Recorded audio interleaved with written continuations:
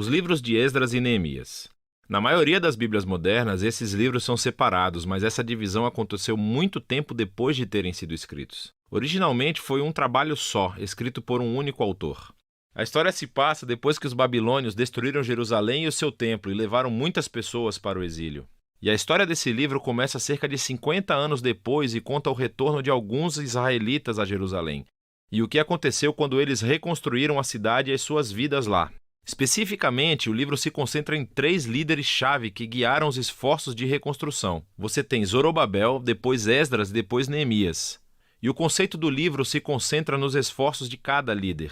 Zorobabel leva um grande grupo de pessoas de volta a Jerusalém para reconstruir o templo. E cerca de 60 anos depois, Esdras chega a Jerusalém para ensinar a Torá e reconstruir a comunidade. E depois dele vem Neemias, que lidera a reconstrução das muralhas de Jerusalém. E essas 3 histórias são projetadas para serem paralelas. Cada uma começa com o rei da Pérsia solicitado por Deus para enviar o líder a Jerusalém, e ele oferece recursos e apoio. E cada líder encontra oposição nos seus esforços, as quais eles superam, mas de uma maneira que leva a um estranho anticlímax em cada uma das 3 partes. Vamos voltar onde tudo começou e ver como tudo se encaixa. Assim, a história começa com um decreto de Ciro, rei da Pérsia, e ele é movido por Deus para permitir que os exilados retornem a Jerusalém e reconstruam o templo. E o autor diz que isso cumpre uma promessa feita pelo profeta Jeremias de que os exilados um dia retornariam a Jerusalém. Agora, esse cumprimento deve aumentar nossas esperanças em muitas outras promessas proféticas que indicam que o exílio não era o fim da história. Temos esperança para o futuro rei messiânico da linhagem de Davi. Temos esperança de um templo reconstruído onde a presença de Deus habitará com seu povo. Esperança de que o reino de Deus venha sobre todas as nações da terra e traga sua bênção, assim como ele prometeu a Abraão. E assim, é com todas essas esperanças em mente que lemos a história de Zorobabel. Seu nome significa plantado na Babilônia. Ele representa a geração nascida na Babilônia em cativeiro e lidera uma onda de israelitas que estão retornando a Jerusalém. Depois que eles se estabelecem por lá, eles reconstroem o altar para oferecer sacrifícios e depois o próprio templo. A cerimônia de fundação e depois a dedicação final do templo são momentos-chave. As histórias passadas do tabernáculo e a dedicação do templo devem estar em nossas mentes. É quando a nuvem de fogo da presença de Deus deve descer. Ele está entre o seu povo, e isso não acontece.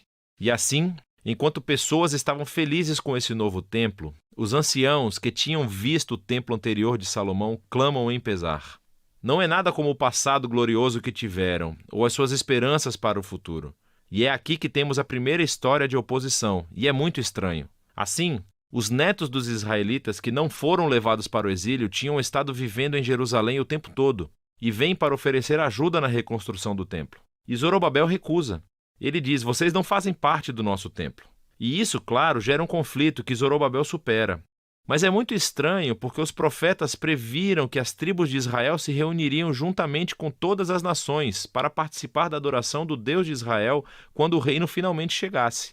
Então esse é um momento anticlimático, para dizer o mínimo.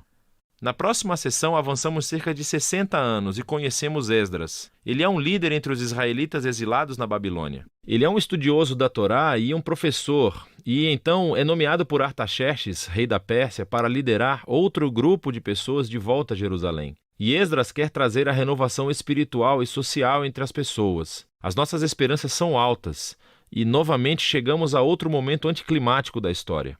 Esdras descobre que muitos dos israelitas exilados que voltaram se casaram com exilados que viviam em torno de Jerusalém. Alguns deles não eram israelitas e quase com certeza alguns deles eram. Esdras então apela para os mandamentos da Torá, que Israel deve ser santo e se separar dos antigos cananeus. E então ele diz que as pessoas que vivem em torno de Jerusalém são como os cananeus. Elas vão corromper os exilados.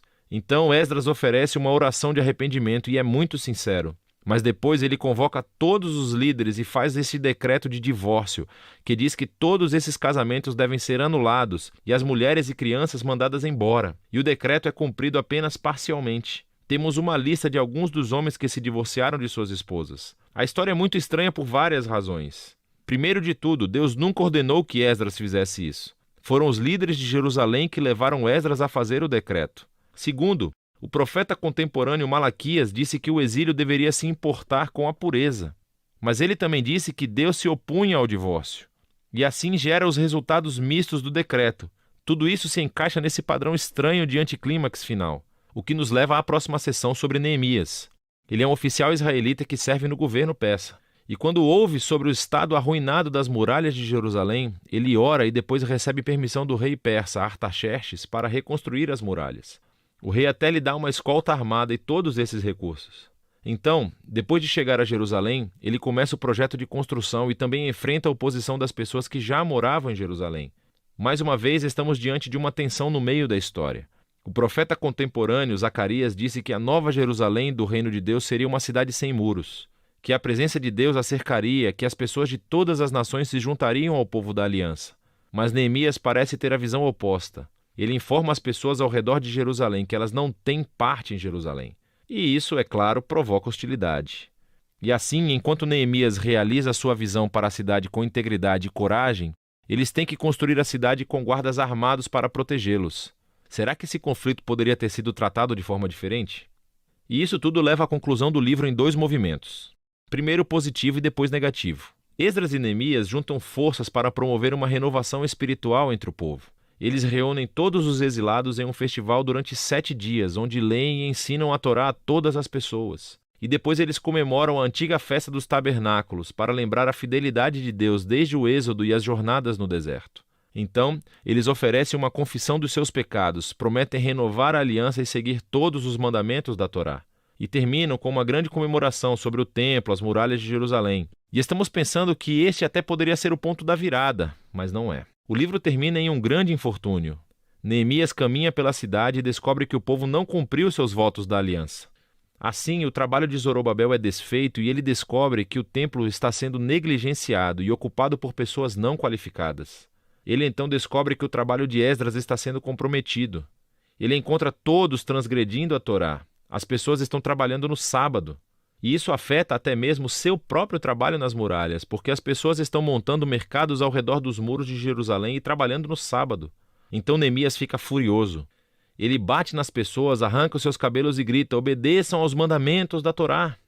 E as suas últimas palavras são uma oração para que Deus se lembre dele, que pelo menos ele tentou. E o livro termina. Quero dizer, é muito estranho, mas estamos preparados para isso, certo? Esses momentos anticlimáticos foram entrelaçados intencionalmente no conceito do livro. E assim levanta-se a questão: o que esse livro contribui para o enredo da Bíblia? Bem, lembre-se, o livro começou aumentando as nossas esperanças nas promessas proféticas sobre o Messias, o templo, o reino de Deus. Mas nada disso acontece. Então, mesmo que Israel esteja de volta na sua terra, o seu estado espiritual parece inalterado desde antes do exílio. E apesar de Esdras e Neemias fazerem o seu melhor, as suas reformas políticas e sociais entre as pessoas não abordam as questões centrais de seus corações. Então, esse livro está apontando a mesma necessidade destacada pelos profetas Jeremias e Ezequiel, que o povo de Deus precisa é uma transformação holística dos seus corações, se eles algum dia vão amar a Deus e obedecer ao seu Deus.